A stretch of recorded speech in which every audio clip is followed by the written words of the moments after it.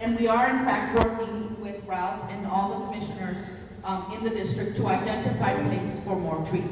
Essentially, the goals of the project are to strengthen the sense of place, the identity, and the aesthetics of the neighborhood, number one. Bringing in more trees. Diversity is important because we don't want to have monocultures and kids just one disease or anything. We want to build the community's resilience. A term that the mayor brought up, the resilience to climate change. One of the results of that climate change is the increasing heat. So we're getting hotter days. It's getting hotter. It's just happening. So by planting more trees, we're trying to bring down the heat island effect and be able to have people be able to walk more. If we have shaded sidewalks, people will be able to walk more. We want to maintain the quality of air and water through your neighborhood. We know for a fact, studies have proven that the trees sequester the carbon, so take in carbon dioxide and provide oxygen for our breathing. So all of these are positive benefits to our health. They also absorb pollutants, and there's been a lot of studies that prove that trees, in fact, pull out the pollutants from the air and be able to give us a better, cleaner air where we live. So that's part of the goals of the project. We want to promote, as I said, and encourage actions for the people to reduce their greenhouse emissions. If you're able to walk around your neighborhood, then you might not be able to, then you don't have to drive around and use your car for that. So that's one of the things that we're doing. And it's more, Silver Bluff is one of the areas that we're looking at, but when I'll show you the map of the bigger area, you will understand why this is very important for the community. And finally, we want to promote awareness to the residents. And I love your group because you get it. You understand the value of trees. You want more trees. You understand. But when I show you the map, you'll understand that there's a lot of other neighborhoods within the city that where the citizens don't have the same level of understanding that you do. So that's part of what we're trying to get the entire community to understand how important it is, because you may have a lot of trees, but if your neighbor doesn't have a lot, it's also contributing to your quality of life. So the areas that we're working on, and you may have seen our people walking in the streets because we're working on a tree inventory, which we're locating all the trees in these neighborhood areas, and we're classifying the type of tree, the size, and also if there's a tree that is a hazard.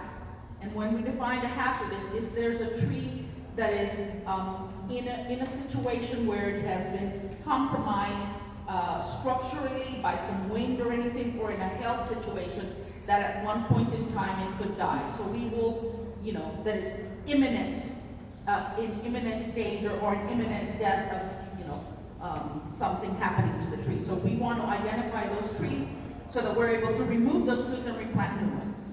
So that's part of the importance. So our boundaries for this study are US 1, I-95, Flagler, and 37th Avenue.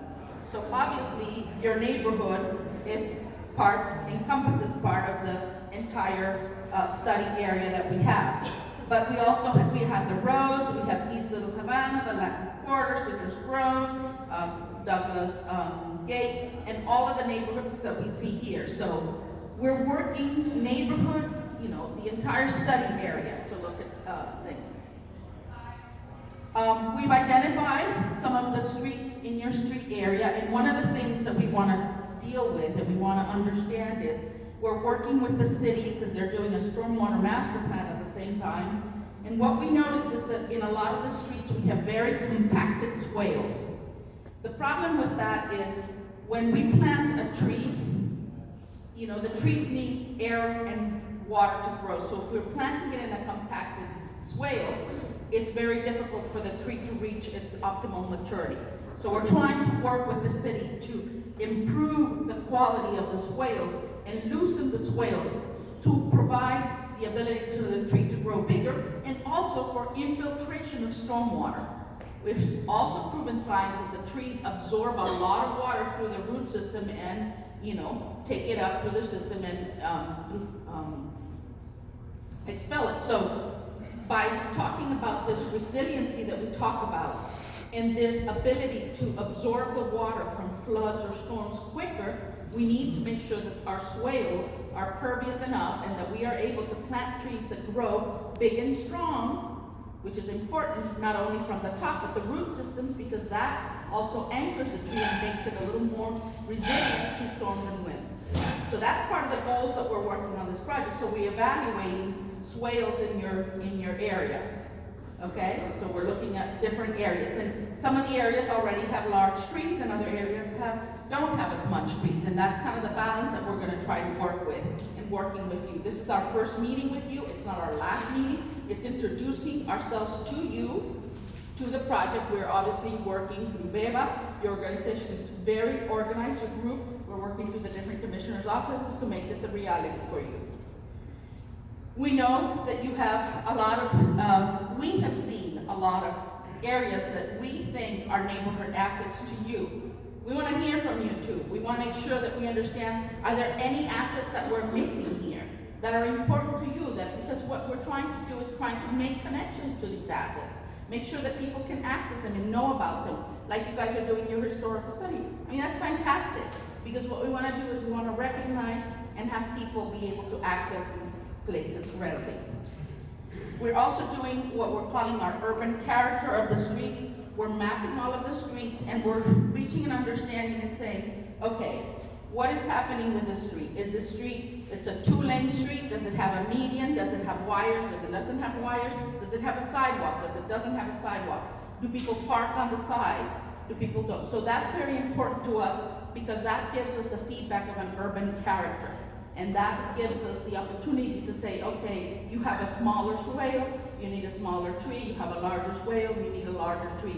Or if people are already parking in there, if parking is important, we need to be sensitive and say, okay, maybe we need to put the space, the trees in a certain way as people continue to park there if that's important to them. This is the beginnings. This is what we're doing, and we've only printed what we have in the Silver Bluff area, but this is what we're getting from our tree inventory. And I know it's very little images here, but all of these trees have a number, all of these trees have a code, so we have mapped the trees in your neighborhood already.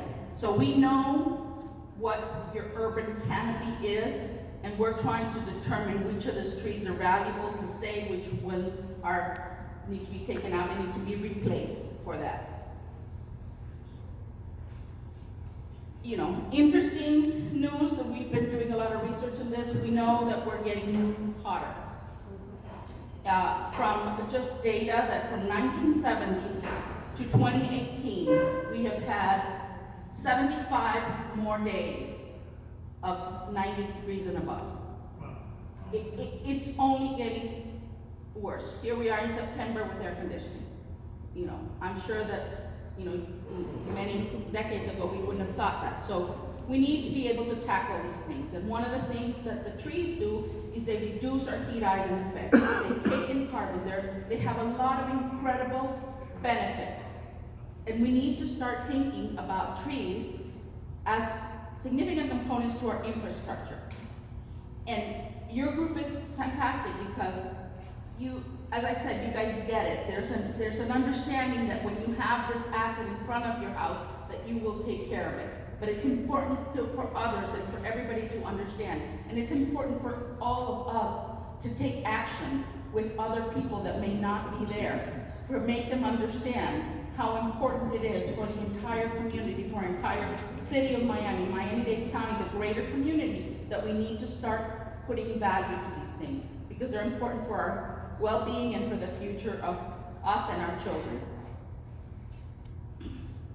This is a map that we've created, and you can see that the darker color is the higher temperatures. This is what we're mapping as kind of a, what we're calling an urban heat island effect. And you can see that in our study area, the hotter areas are the areas in bright red and orange.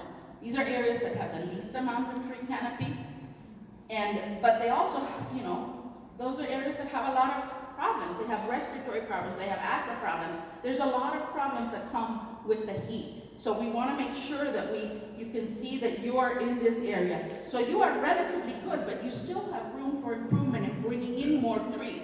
And that's what's important, that we need to recognize And these are the maps that we're using to, you know, show people and saying, we need to bring more trees into your neighborhood because really, we want to be more on the white and on the gray areas. That's where we want to be.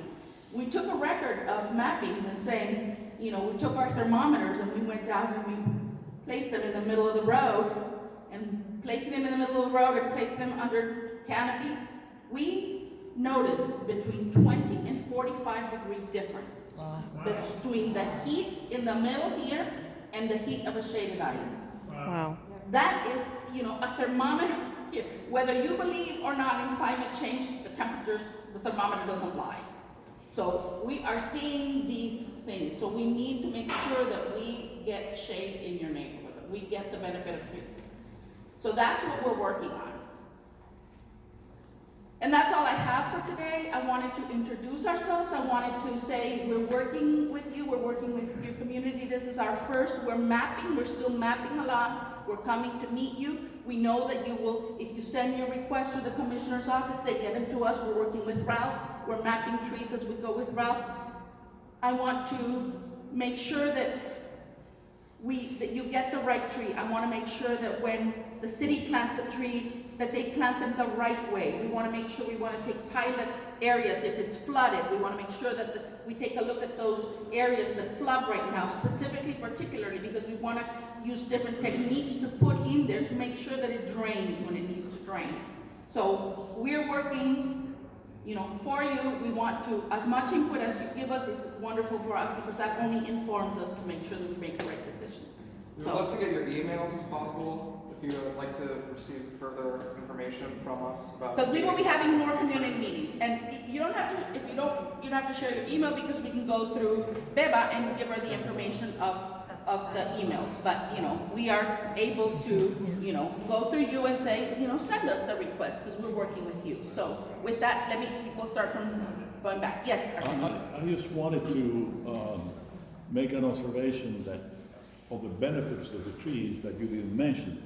In addition to all of that I think makes it just beneficial altogether for the neighborhood, it increases the value of the property values in the neighborhood. Yes. And number two, I have read a lot of studies, traffic studies, where it's demonstrated that wherever you have the trees, yes, the vehicles go at a lower speed. Go at a slower pace. And we have a prime example. You go to 22nd Avenue, and you will see people going at 50 miles per hour.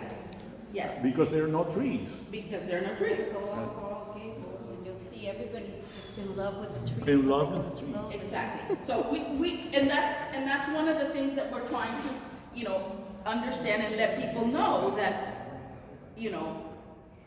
among the values is the increased property value. It's proven that's about, I think it's between 13 and 15% the increase of property value with your trees. There's increased health benefits. Studies, there's a lot of studies of the benefits of trees. So, wait a minute, ma'am. So, yes, sir. Who's responsible for trimming the trees that are planted in the right-of-way? The city. Well, that's one of the things that we're working on because we want the big trees, the city should be responsible for making sure that the trees that you can go through in a passageway of that. I'm not sure how often they do it right now, but we're working with the city in trying to establish a program. And that's going to be important as a result of these meetings because that's a lot of the feedback that we've been getting is who really is going to ultimately maintain in bigger picture the trimming of the trees. So we want to make sure that we get that so that we communicate to the city that they need to start allocating for that also. Okay, next thing.